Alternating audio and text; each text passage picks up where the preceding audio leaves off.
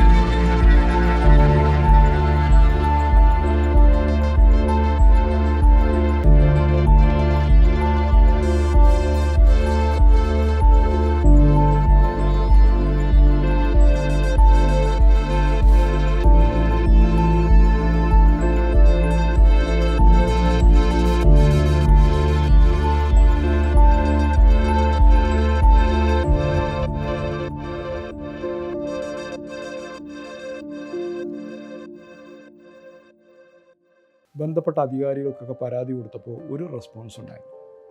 Pollution control ബോർഡിൽ നിന്ന് നടപടി ഉണ്ടായില്ല. ഹെൽത്ത് ഡിപ്പാർട്ട്മെൻറ്റിൽ നിന്ന് ഇത് പരിശോധിക്കാൻ സംവിധാനം ഉണ്ടായിരുന്നില്ല. പല ആളുകൾക്കും ഈ സ്കിൻ ഡിസീസസ് ഒക്കെ ഉണ്ടായി. അത് DMOയ്ക്ക് പരാതി കൊടുത്തിട്ട് നടപടി ഉണ്ടായില്ല.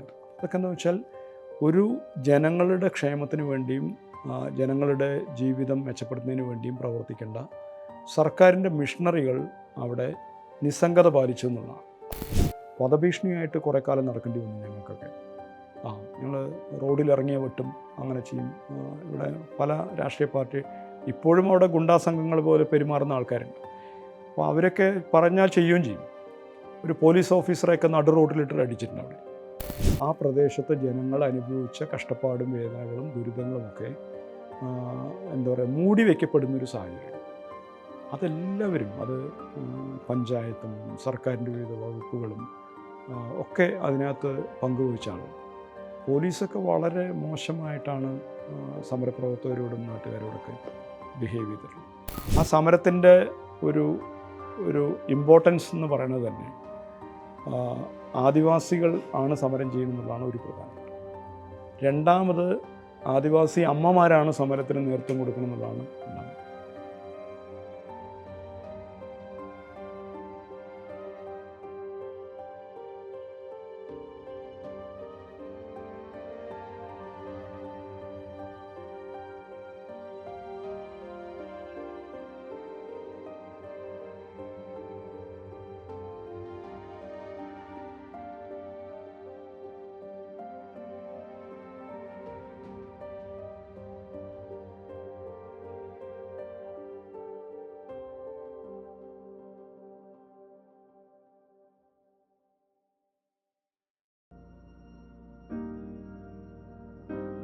ആദ്യം ഇവർ ചെയ്തെന്താണെന്ന് വെച്ചാൽ, ഇങ്ങനൊരു ഇൻഡസ്ട്രി വരുന്നത്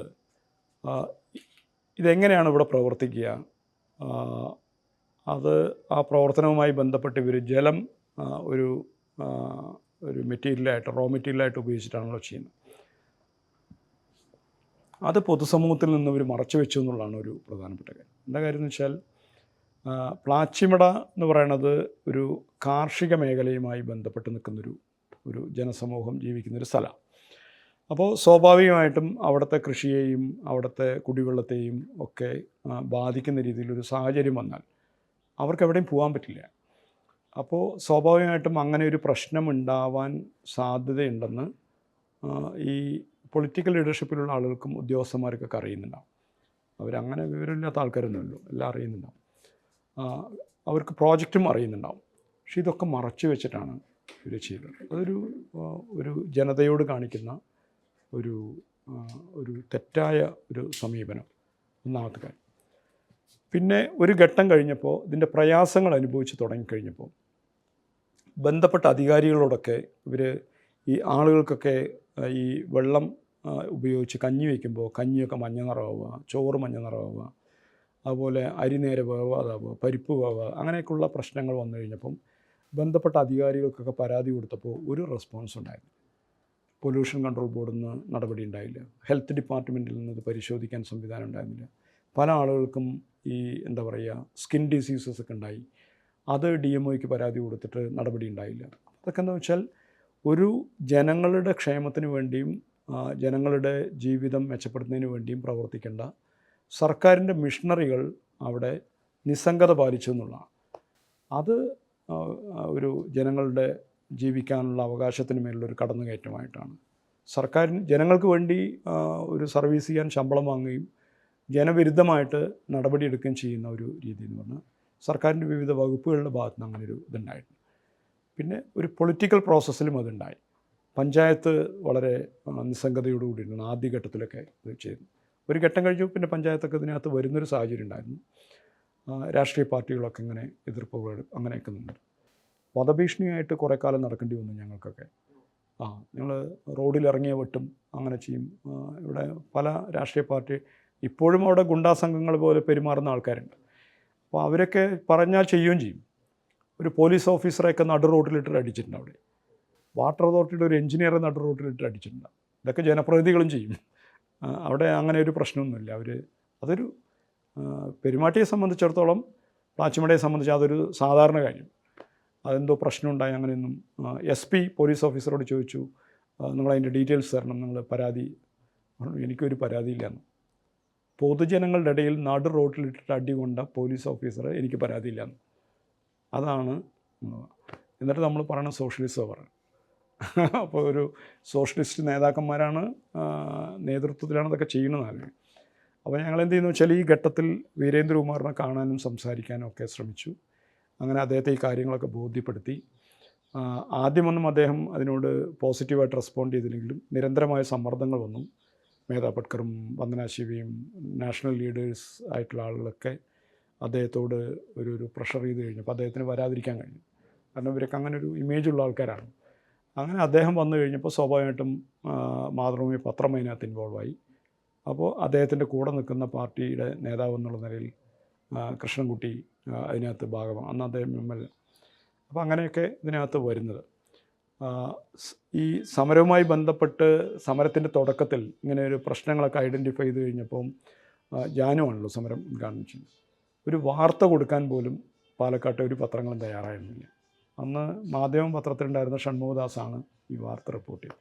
അവർക്ക് പല പരിമിതികളുണ്ടായിരുന്നെങ്കിലും പക്ഷേ ഷൺമുഖദാസ് ഇത് വളരെ നന്നായിട്ടത് ഇനീഷ്യേറ്റ് ചെയ്ത് അതങ്ങനെ ചെയ്തു.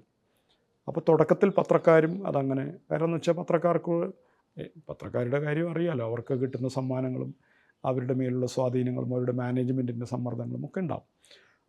പക്ഷെ അത് വളരെ ബ്ലോക്കായിട്ട് അവരെല്ലാവരും ഇതിനെ ഒരു എന്താ പറയുക പുകമറ സൃഷ്ടിച്ചുകൊണ്ട് ഇങ്ങനെ അതിനെ ചെയ്തിരുന്നു. അപ്പോൾ നാട്ടിലിപ്പോൾ ഇങ്ങനെ ഒരു സംഭവം ഉണ്ടെന്ന് പറയുന്ന പത്രം വായിക്കുമ്പോഴാണല്ലോ. പത്രത്തിൽ ഇത് വരില്ല എന്നുണ്ടെങ്കിൽ പിന്നെ ഇത് ആരറിയാം. പക്ഷെ അത് ഗ്രാജുവലായിട്ട് ഇതിങ്ങനെ പുറം ലോകം അറിയാൻ തുടങ്ങി. ഒരു 1-to-1 കമ്മ്യൂണിക്കേഷനും ഈ പൊതുപ്രവർത്തകർ തമ്മിലുള്ള ഇടപെടൽ.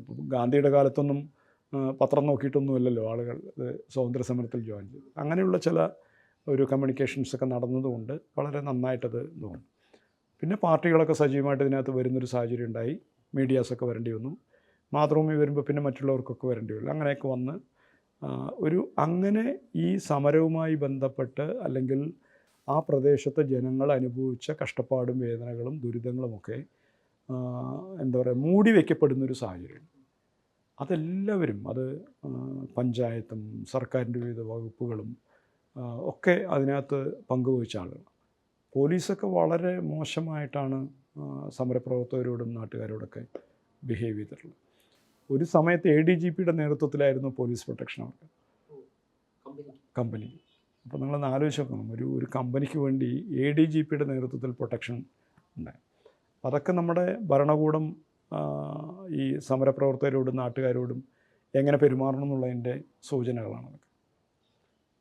ആ ഭാഗത്തെക്കുറിച്ച് അതാണ് പറയാൻ എനിക്ക് തോന്നുന്നത്. നമ്മൾ തുടക്കം മുതൽ തന്നെ സമരത്തിൽ സ്ത്രീകളുടെ സാന്നിധ്യം പ്രധാനപ്പെട്ടതായിരുന്നു. സമരം തുടങ്ങുമ്പോൾ തന്നെ അങ്ങനെ ഒരു ഇതുണ്ടായിട്ടുണ്ട്. ആ സമരത്തിൻ്റെ ഒരു ഇമ്പോർട്ടൻസ് എന്ന് പറയുന്നത് തന്നെ ആദിവാസികൾ ആണ് സമരം ചെയ്യുന്നതെന്നുള്ളതാണ് ഒരു പ്രധാനപ്പെട്ട. രണ്ടാമത് ആദിവാസി അമ്മമാരാണ് സമരത്തിന് നേതൃത്വം കൊടുക്കണം എന്നുള്ളതാണ് ഉണ്ടാകുന്നത്. അപ്പോൾ അതുകൊണ്ട് തന്നെ ആ ഒരു പ്രവർത്തനം വളരെ ഇതായിട്ട് വന്നിട്ടുണ്ടായിരുന്നു. അത് ലോകത്തിൻ്റെ ശ്രദ്ധയിൽ അങ്ങനെ ഒരു ഘട്ടം എത്തിക്കഴിഞ്ഞപ്പോഴും അപ്പോൾ അവിടെ നിരന്തരമായിട്ട് സമരപന്തൽ വരികയും അവിടുത്തെ കാര്യങ്ങളൊക്കെ ശ്രദ്ധിക്കുകയൊക്കെ ചെയ്യുന്ന അവരൊരു സാധാരണ വീട്ടമ്മയാണ്. പക്ഷേ കാര്യങ്ങളൊക്കെ ചെയ്യുന്ന, അപ്പോൾ ആളുകളൊക്കെ ഒരുപാട് ആൾക്കാർ വരുന്നു, അവർക്ക് വേണ്ട കാര്യങ്ങളൊക്കെ നോക്കുക, ചെയ്യുക. സമരപന്തലിൽ രാവിലെ വരിക, വൈകുന്നേരം വരെ ഇരിക്കുക. ആളുകൾ വന്നാൽ എന്തെങ്കിലും ചോദിച്ചാൽ അത് പറയാനൊരു സംവിധാനമുണ്ട്. അങ്ങനെ ഗ്രാജുവലി കുറച്ച് കാര്യങ്ങളൊക്കെ ഒരു കമ്മ്യൂണിക്കേഷൻ സ്കില്ലുണ്ടായിരുന്നു ഒരാൾ. കാരണം അവിടെ വേറെ ഒരുപാട് അമ്മമാരുണ്ടായിരുന്നു, പക്ഷേ അവരും വരുന്ന പോലെ അങ്ങനെ വ്യത്യാസമൊന്നുമില്ല. പക്ഷേ ഇവർക്ക് കമ്മ്യൂണിക്കേറ്റ് ചെയ്യാനുള്ള ഒരു സ്കില്ലുണ്ടായിരുന്നൊരു ആളെന്നുള്ളതിന് അത് സാധാരണ വീട്ടമ്മമാർക്കൊക്കെ അങ്ങനെ ഉണ്ടാവുമല്ലോ. അങ്ങനെ ഒരു അവരുടെ സ്വതസിദ്ധമായൊരു കമ്മ്യൂണിക്കേഷൻ സ്കില്ലാണ്. അല്ലാണ്ട് ഒരു വിദ്യാഭ്യാസമുള്ള ആളെന്നോ അല്ലെങ്കിൽ പഠിച്ച ആളെന്നോ അല്ലെങ്കിൽ അങ്ങനെ എന്തെങ്കിലും എക്സ്പെർട്ടൈസ് ഉള്ള ആളെന്നുള്ളതല്ല. സ്വതസിദ്ധമായ അവരുടെ കഴിവുകൊണ്ട് അവർ ഇതിലേക്ക് വന്നു. പിന്നെ മാതൃഭൂമിക്കൊരു പ്രത്യേക താല്പര്യം ഉണ്ടായിരുന്നു മൈലമ്മയെ ഒന്ന് ഫോക്കസ് ചെയ്യും. കാരണം എന്ന് വെച്ചാൽ ചില ആളുകളെ സൈഡ് ലൈൻ ചെയ്യാനായിട്ട് മൈലമ്മയെ ഒന്ന് ഉയർത്തി കാണിക്കാൻ വേണ്ടിയുള്ളൊരു ശ്രമം മാതൃഭൂമി ചെയ്തിട്ടുണ്ട്. ഈ സമരത്തിൻ്റെ തുടക്കം മുതൽ അതിന് കാര്യമായൊരു ഇടപെടൽ നടത്തിയ ആൾ വിളയോടി വേണുഗോപാൽ. അപ്പോൾ വിളയോടി വേണുഗോപാൽ ആദ്യം സമരസമിതിയുടെ രക്ഷാധികാരിയായിരുന്നു. പിന്നെ ഒരു ഘട്ടം കഴിഞ്ഞപ്പോൾ അതിൻ്റെ സംഘടനാ പ്രവർത്തനവുമായി ബന്ധപ്പെട്ട കുറേ പരിമിതികളൊക്കെ വന്നപ്പം അദ്ദേഹത്തെ സമരസമിതിയുടെ ചെയർമാനാക്കി മാറ്റി ഒക്കെ ചെയ്തു. ഈ എന്താ പറയുക, നമ്മൾക്ക് എല്ലാവരും ഒരേപോലെ കഴിവുള്ള ആൾക്കാരാവണമെന്നൊന്നുമില്ല. ഓരോ രീതിയിലാണ് ആളുകളെ ഇടപെടുന്നതും പെരുമാറുന്നതും അങ്ങനെയൊക്കെയുള്ളത്. അപ്പോൾ ഇദ്ദേഹത്തിൻ്റെ ഇടപെടലുകളിലും പെരുമാറ്റത്തിലും ഇഷ്ടക്കേടുള്ള കുറേ ആൾക്കാരുണ്ടായിട്ടുണ്ടാവും. ഞാൻ എൻ്റെ ഒരു നിരീക്ഷണം പറയുകയാണ്, സത്യം എന്താണെന്നുള്ളത് എനിക്ക് അങ്ങനെ വലിയ പറയാൻ കഴിയില്ല. അപ്പോൾ സ്വാഭാവികമായിട്ടും ഒരു പുരുഷൻ എന്നുള്ള നിലയിൽ വിളയോടി വേണുഗോപാൽ ഒരു ഐക്കണായിട്ട് മാറിയാൽ പിന്നെ അവിടെ വീരേന്ദ്രകുമാറിന് ചിലപ്പോൾ അങ്ങനെ ഒരു സ്പേസ് ഉണ്ടാവാൻ സാധ്യതയില്ല എന്ന് തോന്നിയിട്ടാവാം, മേ ബി അങ്ങനൊരു ആവാമെന്നേ പറയാം. അപ്പോൾ ഒരു സ്ത്രീ സാന്നിധ്യത്തെ ഉയർത്തി മുന്നോട്ട് നിർത്തിയാൽ പിന്നെ എന്താ പറയുക, വീരേന്ദ്രകുമാറിനെ സംബന്ധിച്ചിടത്തോളം അദ്ദേഹത്തിനൊരു സ്പേസ് ഉണ്ടാവുക എന്ന് പറയുന്ന ഒരു പ്രശ്നം ഉണ്ടാവില്ല എന്നുള്ള നിലയിൽ അങ്ങനെ ആയിരിക്കാം. അല്ല ഇനിയിപ്പോൾ വേറെ എന്തെങ്കിലും കാരണങ്ങളുണ്ടോ എന്ന് എനിക്കറിയില്ല. അങ്ങനെ ഒരു സംഭവം ഉണ്ടായിട്ടുണ്ട്. അത് നമുക്ക് അങ്ങനെ ഒരു സംശയം തോന്നാൻ കാര്യം എന്ന് വെച്ചാൽ ഒരു സ്റ്റേജൊക്കെ കഴിഞ്ഞപ്പോൾ വേൾഡ് വാട്ടർ കോൺഫറൻസൊക്കെ അവിടെ നടന്നല്ലോ, ഒരുപാട് രാജ്യങ്ങളിൽ നിന്നൊക്കെ ആൾക്കാർ വരികയൊക്കെ ചെയ്ത്. ആ സമയത്തൊക്കെ മാതൃഭൂമി ആഘോഷിക്കുന്നത് പ്ലാച്ചിമടയിലെ സമരനായകൻ എന്നുള്ള നിലയിൽ വീരേന്ദ്രകുമാറിനെയാണ് ഉയർത്തിക്കാണുന്നത്. അപ്പോൾ അത് സത്യവുമായിട്ട് അങ്ങനെ ഒരു യോജിക്കാൻ കഴിയുന്നൊരു കാര്യം. അദ്ദേഹം ഉണ്ടായിരുന്നു, അദ്ദേഹത്തിൻ്റെ കോൺട്രിബ്യൂഷൻ വലുതാണ്, അദ്ദേഹത്തിൻ്റെ മീഡിയ വളരെ നന്നായിട്ടത് പ്രയോജനപ്പെടുത്തിയിരുന്നു, ഒക്കെ ശരിയാണ്. പക്ഷേ പ്ലാച്ചിമടയുടെ സമരനായകൻ എന്ന് പറയാൻ അങ്ങനെ അതിനകത്തൊരു ഭംഗിക്കുറവുണ്ട് എന്ന് തോന്നിയിട്ടുണ്ടായിരുന്നു. ഞാനൊരു ആരോപണമായിട്ടോ പരാതിയായിട്ടോ പറയുന്നില്ല. അത് പല ആളുകളും അങ്ങനെ ഉപയോഗിക്കാൻ ശ്രമിച്ചിട്ടുണ്ട്. ഞങ്ങളാണിത് ചെയ്യുന്നത് എന്നൊക്കെ ഇപ്പോഴും പറയുന്നുണ്ടല്ലോ, ഞങ്ങളാണ് പ്ലാച്ചിമട സമരം വെച്ചെന്നൊക്കെ പറയുന്നത്. അതൊക്കെ ഈ നമ്മളിപ്പോൾ തൊഴിലുറപ്പ് പദ്ധതി ഞങ്ങളാണ് കൊണ്ടുവന്നതെന്ന് പറയുന്ന ആൾക്കാരുണ്ട്. തൊഴിലുറപ്പ് പദ്ധതിയുമായി ബന്ധപ്പെട്ട് തൊഴിലുറപ്പ് നിയമം എന്താണെന്ന് അറിയുന്ന ആളുകൾക്കും തൊഴിലുറപ്പ് നിയമം എങ്ങനെയാണ് നമ്മുടെ രാജ്യത്ത് വന്നതെന്നൊക്കെ പഠിച്ചിട്ടുള്ള ആളുകൾക്ക് അത് മനസ്സിലാവും. എന്ന് വെച്ചാൽ ഞാനതുമായി ബന്ധപ്പെട്ട് പ്രവർത്തിച്ച ഒരാളായതുകൊണ്ട് പറയുന്നു. നമ്മൾ ഏതുപോലെയാണെന്ന് വെച്ചാൽ ഈ മൗണ്ട് ബാറ്റൻ പ്രഭുവാണ് ഇന്ത്യക്ക് സ്വാതന്ത്ര്യം തന്നെന്ന് പറഞ്ഞാൽ എങ്ങനെ ഉണ്ടാവും? അത് അന്ന് അങ്ങേരെ ഒരു ചുമതല ഉണ്ടായിരുന്നു, അധികാര കൈമാറ്റം നടത്തുന്ന അദ്ദേഹമാണ്. അപ്പോൾ നമ്മൾ പഠിക്കുമ്പോൾ ആരെങ്കിലും പറയുമോ ഇന്ത്യക്ക് സ്വാതന്ത്ര്യം ലഭിച്ചത് മൗണ്ട് ബാറ്റൻ പ്രഭുവിലൂടെയാണ്? പറയില്ലല്ലോ. അത് നമ്മൾ നിരന്തരമായ ധാരാളം ആളുകളുടെ ധീരദേശാഭിമാനികളുടെ ജീവിതവും ജീവനും ഒക്കെ നൽകി നിരന്തരമായ സമരങ്ങളിലൂടെ നേടിയെടുത്താണ്. ഒരു പക്ഷേ നമ്മൾ പറയുമ്പോൾ മഹാത്മാഗാന്ധി സ്വാതന്ത്ര്യം നേടിത്തന്നു, നെഹ്റു നേടിത്തന്നു, അല്ലെങ്കിൽ പട്ടേൽ നേടിത്തന്നു, അല്ലെങ്കിൽ സുഭാഷ് ചന്ദ്രബോസ് നേടിത്തന്നു, ഭഗത് സിംഗ് നേടിത്തന്നു എന്നൊക്കെ പറയും. അതല്ലാതെ മൗണ്ട് ബാറ്റൻ പ്രഭു തന്നു എന്ന് പറയില്ലല്ലോ. അതുപോലെയാണ് ഈ തൊഴിലുറപ്പ് നിയമത്തെയും പദ്ധതിയെയും പറയണത്. ഇപ്പോൾ എന്താ കാര്യം എന്ന് വെച്ചാൽ നിരന്തരമായി 18 വർഷത്തോളം രാജസ്ഥാൻ കേന്ദ്രീകരിച്ചുകൊണ്ട് പരിസര പ്രദേശങ്ങളിലുള്ള സംസ്ഥാനങ്ങളിലൊക്കെ കേന്ദ്രീകരിച്ച് MKSSൻ്റെ നേതൃത്വത്തിൽ നടന്ന സമര പോരാട്ടങ്ങളുടെ തുടർച്ചയായിട്ടാണ് ഒരു ഘട്ടത്തിൽ ഇങ്ങനെയൊരു നിയമം പരിഗണിക്കാമെന്ന് UPA ഗവൺമെൻറ്, ആദ്യത്തെ UPA ഗവൺമെൻറ് വരുന്നുണ്ടല്ലോ, ആ സമയത്ത് ഇലക്ഷൻ കമ്മിറ്റി സമ്മതിക്കണം. സോണിയാഗാന്ധിയുമായിട്ട് ചർച്ചയ്ക്കുള്ളൊരു വേദി ഉണ്ടാക്കി. സോണിയാഗാന്ധിയുമായിട്ടുള്ള ചർച്ചയിൽ ഞങ്ങൾ അധികാരത്തിൽ വന്നാൽ, UPA ഗവൺമെൻറ് അധികാരത്തിൽ വന്നാൽ നിങ്ങൾ മുന്നോട്ട് വയ്ക്കുന്ന തൊഴിലുറപ്പ് നിയമം ഞങ്ങൾ കൊണ്ടുവരാം എന്ന്. അപ്പോൾ ഈ MKSSൻ്റെ നേതൃത്വത്തിൽ നടക്കുന്ന സമരത്തിൽ അന്ന് രാഷ്ട്രീയ പാർട്ടികൾ ആരും ഉണ്ടായിട്ടില്ല. പല പ്രസ്ഥാനങ്ങളും, സുഭാഷ് ലോമത്തെ പോലുള്ള ആളുകളൊക്കെ, ഒരുപാട് ആളുകളൊക്കെ അതിനകത്തുണ്ട്. പക്ഷേ ഇന്ത്യ രാജ്യത്തുള്ള ഒരു രാഷ്ട്രീയ പാർട്ടിയും ഈ സമരത്തിൽ ഉണ്ടായിട്ടില്ല. ചർച്ച നടക്കുമ്പോഴാണ് UPA എന്ന് പറയുന്ന സംവിധാനം വരുന്നു, എലക്ഷൻ ക്യാമ്പയിൻ തുടങ്ങുന്നു, എലക്ഷൻ മാനിഫെസ്റ്റോ തയ്യാറാക്കുന്നു, പ്രകടന പത്രിക തയ്യാറാക്കുമ്പോൾ ആ സമയത്താണ് ഇടതുപക്ഷമൊക്കെ അതിനകത്ത് ഇടപെടുന്നത്. CPI ആണ് മുൻകൈ എടുത്ത്, ആനി രാജ ഒക്കെയാണ് അതിനകത്ത് ആദ്യം മുൻകൈ എടുത്ത്, വൃന്ദ കാരാട്ട് പോലുള്ള ആളുകളൊക്കെ അതിനകത്ത് വന്നു. ആ ഘട്ടത്തിലാണ് ഇവരൊക്കെ വരുന്നത്. ദാറ്റ് മീൻസ് 18 വർഷത്തിന് ശേഷമുള്ള ഒരു ചർച്ചയിലാണ് അവർ വരുന്നത്. അത് കഴിഞ്ഞ് ഗവൺമെൻറ് വന്നു, UPA ഗവൺമെൻറ് വന്നു, മൻമോഹൻ സിംഗിൻ്റെ നേതൃത്വത്തിലുള്ള ഗവൺമെൻറ് വന്നു കഴിഞ്ഞപ്പോൾ അവർ ഈ നിയമം പരിഗണനയ്ക്ക് വന്നു. ആ നിയമം ബില്ല് അവതരിപ്പിച്ചു, നിയമമായി. ആ നിയമം തയ്യാറാക്കുന്നതിൽ മറ്റുള്ള നിയമങ്ങൾ തയ്യാറാക്കുന്നത് പോലെയല്ല ചെയ്തത്. നിയമവിദഗ്ധരെ കൊണ്ടല്ല അത് ചെയ്യിച്ചത്. അരുണ റോയിയെ പോലുള്ള ആക്ടിവിസ്റ്റുകളെ അവരുമായിട്ട് സഹകരിക്കുന്ന നിയമവിദഗ്ധരെ വെച്ചിട്ടാണ് ഈ നിയമം തയ്യാറാക്കുന്നത്. ഇതേപോലെ തന്നെയായിരുന്നു വിവരാവകാശ നിയമം. വിവരാവകാശ നിയമവും കൊണ്ടുവരുന്നത് ഞങ്ങൾ കൊണ്ടുവന്നു എന്ന് പറയുമ്പോഴും ആരാണ് ഇതിനു വേണ്ടി ഒരുക്കങ്ങൾ നടത്തിയത്? ആ സ്വാതന്ത്ര്യ സമരത്തിൻ്റെ അതേ രീതിയിൽ തന്നെ 20 വർഷത്തിലേറെ നിരന്തരമായി ഈ അരുണ റോയിയെ പോലുള്ള ആളുകളും അന്ന് കെജ്രിവാളൊക്കെ ഈ സമരത്തിൻ്റെ കൂടെ ഉണ്ടാകും. ഇവരൊക്കെ ഒരു നീണ്ടകാല സമരത്തിൻ്റെ തുടർച്ചയായിട്ടാണ് UPA ഗവൺമെൻറ് ഇങ്ങനെ ഒരു നിയമം കൊണ്ടുവരാനായിട്ട് ശ്രമിക്കുന്നത്. അപ്പോൾ അത് ചർച്ച ചെയ്തു, നിയമമായിട്ട് വന്നു. ഇതൊക്കെ വിവരാവകാശ നിയമം ആകെ 29 പേജേ ഉള്ളൂ. പക്ഷേ അതിൻ്റെ ഒരു എന്താ പറയുക, വൈബ്രൻസി ഒന്ന് ആലോചിച്ച് നോക്കണം. ഇന്ത്യ കണ്ടതിൽ ഏറ്റവും ശക്തമായ നിയമമാണ്. പക്ഷേ അതിന് ആകെ 29 പേജേ ഉള്ളൂ. എന്താ കാരണം? അത് സാധാരണ മനുഷ്യർക്ക് വേണ്ടി ഉണ്ടാക്കിയതാണ്. അത് നിയമവിദഗ്ധരിങ്ങനെ കോടതിയെ മുമ്പിൽ വെക്കാൻ വേണ്ടി ഉണ്ടാക്കിയതല്ല. അതുകൊണ്ടാണ് ഒരു സാധാരണ സിറ്റിസൺ അത് ഉപയോഗിക്കാൻ പറ്റുന്നത്. അതിനിന്ന് എല്ലാ സർക്കാർ ഉദ്യോഗസ്ഥനും അതിന് ഭയമാണ്. അപ്പോൾ അതിന് അത്രയും ഒരു ഡൈനാമിക് ആയിട്ടുള്ളൊരു നിയമം വരുന്നത് ഇങ്ങനെ ഒരു. അപ്പോൾ ഇതൊക്കെ പറയുന്ന സമയത്ത് കോൺഗ്രസ്സുകാർ പറയും ഞങ്ങളാണ് കൊണ്ടുവന്നതെന്ന് പറയും. കൊണ്ടുവന്നു പറയുന്ന ആൾക്ക് ഇത് എന്താണെന്നേ അറിയില്ല. അപ്പോൾ നമുക്ക് നാട്ടിൽ നോക്കിക്കഴിഞ്ഞിട്ടുണ്ടെങ്കിൽ ഭൂരിപക്ഷം കോൺഗ്രസിൻ്റെ പ്രവർത്തകർക്കും ഈ വിവരാവകാശ നിയമം ഉപയോഗിക്കാൻ അറിയും. 1% ആളുകൾ പോലും ഈ പാർട്ടിയുടെ ആളുകൾ അത് ഉപയോഗിക്കുന്നില്ല. അപ്പോൾ ഇടതുപക്ഷ പ്രവർത്തകരും ഇത് പറയുന്നുണ്ട്. തൊഴിലുറപ്പ് പദ്ധതി ഞങ്ങളെ കൊണ്ടുവന്നു. അപ്പോൾ ഇതൊരു നിയമത്തിൻ്റെ അടിസ്ഥാനത്തിലാണ് കൊണ്ടുവന്നെന്നുള്ളതും അതൊരു പദ്ധതിയായിട്ട് അവതരിപ്പിച്ചെന്നുള്ളതും ഒരു ഡിമാൻഡ് ഡ്രിവൺ പ്രോജക്റ്റാണെന്ന് അംഗീകരിക്കുന്ന ആളുകൾ പോലും ഇതിനകത്തില്ല. ഇത്രയും വർഷമായിട്ട് തൊഴിലുറപ്പ് പദ്ധതി നടപ്പിലാക്കുന്നു, തൊഴിലുറപ്പ് നിയമം പ്രാബല്യത്തിൽ വന്ന് ഇത്ര വർഷമായിട്ട് അതൊരു ഡിമാൻഡ് ഡ്രിവൺ പ്രോജക്റ്റായിട്ടായിട്ടില്ല.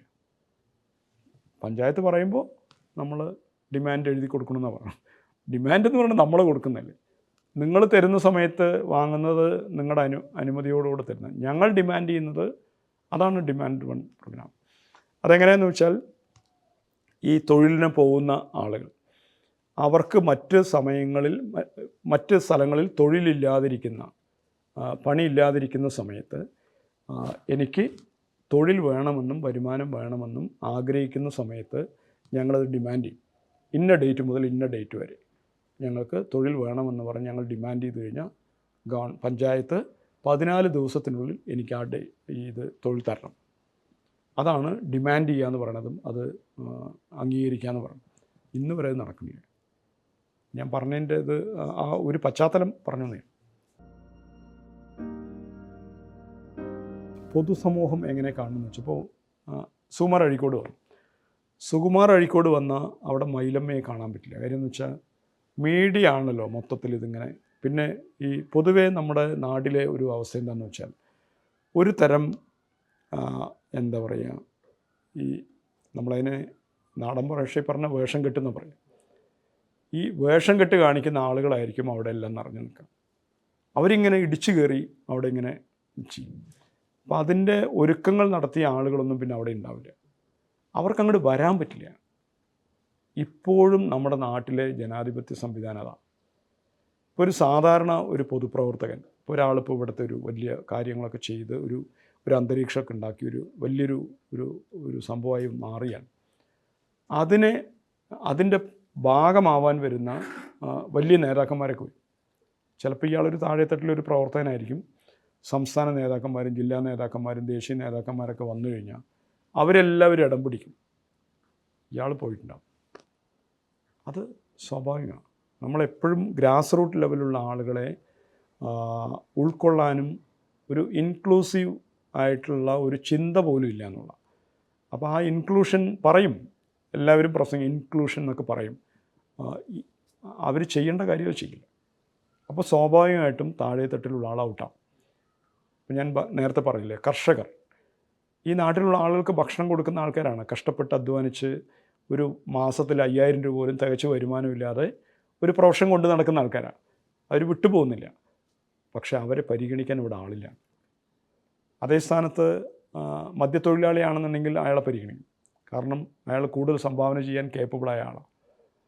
അല്ലെങ്കിൽ ഒരു കരാർ തൊഴിലാളികളാണ്, എന്താ പറയുക, ജീവനക്കാരോ അല്ലെങ്കിൽ കരാറുകാരോ ആണെന്നുണ്ടെങ്കിൽ അവരെ കൂടുതൽ പരിഗണിക്കും. അല്ലെങ്കിൽ മദ്യ കച്ചവടക്കാരാണെങ്കിൽ അവരൊക്കെ ഒന്നുകൂടെ പരിഗണിക്കും. കാരണം എത്രമാത്രം സംഭാവന ചെയ്യാൻ പറ്റും എന്നുള്ളതാണ്, സാമ്പത്തിക ശേഷിയാണോ അധികാരശക്തിയാണോ എന്നുള്ളതാണ്. സാധാരണ മനുഷ്യൻ അങ്ങനെ കേട്ടോ. ഇപ്പോൾ നമ്മളൊരു സാധാരണ മനുഷ്യരുടെ ഇടയിൽ ഒരു വളരെ അന്തസ്സോടുകൂടെ ജീവിക്കുന്ന ഒരു പാവപ്പെട്ട മനുഷ്യനും വൃത്തികെട്ട രീതിയിൽ ജീവിക്കുന്ന ആളുകളെ പറ്റിച്ച് ജീവിക്കുന്ന ഒരു സമ്പന്നനും വന്നു കഴിഞ്ഞാൽ ഈ സാധാരണ മനുഷ്യ സമൂഹം ഈ സമ്പന്നനെ പരിഗണിക്കുന്നു. അയാൾക്ക് കൊടുക്കുന്ന ബഹുമാനമൊന്നും ഈ അന്തസ്സോടെ ജീവിക്കുന്ന ഈ പാവപ്പെട്ട കർഷക തൊഴിലാളിക്കോ കർഷകനോ കൊടുക്കാറില്ല. അതങ്ങനെ ഒരു ലെവലിലേക്ക് അത് തരം താഴ്ന്നു പോയിട്ടുണ്ട്. ഒരു പക്ഷേ നമ്മളൊരു 25 വർഷം മുമ്പോ ഒരു 50 വർഷം മുമ്പോ ഒരു രാഷ്ട്രീയ പ്രവർത്തകൻ അല്ലെങ്കിൽ ഒരു പൊതുപ്രവർത്തകൻ എന്ന് പറഞ്ഞാൽ അയാൾ അഴിമതിക്കാരനാവാനുള്ള ഒരു സാധ്യതയില്ല, അല്ലെങ്കിൽ അയാൾ കുറ്റം ചെയ്യാനുള്ള സാധ്യത വളരെ കുറവാണ്.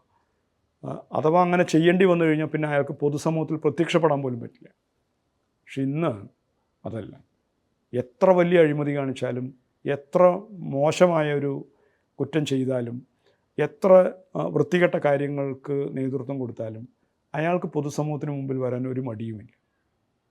അത് ഒരു കൾച്ചറൽ ഷിഫ്റ്റ് ഇവിടെ ഉണ്ടായിരുന്നു. കേരളത്തിലും അത് ബാധകം. കേരളത്തിൽ നമ്മൾ ഇത്രയും വിദ്യാഭ്യാസവും സംസ്കാരമൊക്കെ ഉണ്ടെന്ന് പറയണതൊക്കെ വെറുതെ. അവിടെ ഈ പറയുന്ന കൾച്ചറൽ ഷിഫ്റ്റ് എനിക്ക് തോന്നുന്നു മറ്റുള്ള സ്ഥലത്തേക്കാൾ കൂടുതൽ ഇവിടെ ബാധിച്ചിട്ടുണ്ടെന്നാണ്. അതിനെ അഡ്രസ്സ് ചെയ്യാൻ ഒക്കെ സാധിക്കേണ്ടത് നമ്മൾ ഈ പറയണ നമ്മുടെ ഏത് മാറ്റവും ജനങ്ങൾ ഇറങ്ങി ഒരു ചരിത്രം സൃഷ്ടിക്കുന്ന ഒരു ഘട്ടത്തിലാണ്. അത് അടുത്ത കാലത്തൊക്കെ നമ്മൾ കണ്ടിട്ടുള്ളത് സമരമുഖങ്ങളിലാണ്. സമരമുഖങ്ങൾ എപ്പോഴും മാറ്റങ്ങൾക്ക് അവസരമൊരുക്കുന്ന വേദികളാണ്. അവിടെയാണല്ലോ ഈ പറയുന്ന ഈ എന്താ പറയുക മാലിന്യങ്ങൾ തുടച്ചു മാറ്റപ്പെടുന്ന, അല്ലേ? നമ്മളങ്ങനെയല്ലേ ഒരു സാമൂഹ്യ മാറ്റം പറയുമ്പോൾ അങ്ങനെയല്ലേ പറയും. എനിക്കങ്ങനെ തോന്നിയിട്ടുള്ള. അതുകൊണ്ട് ആ പ്രശ്നം ഒരു മൈലമ്മയ്ക്കെന്നല്ല, നമ്മുടെ നാട്ടിലുള്ള എല്ലാ പ്രധാനപ്പെട്ട സാധാരണക്കാർക്കും സംഭവിച്ചിട്ടുള്ളത്.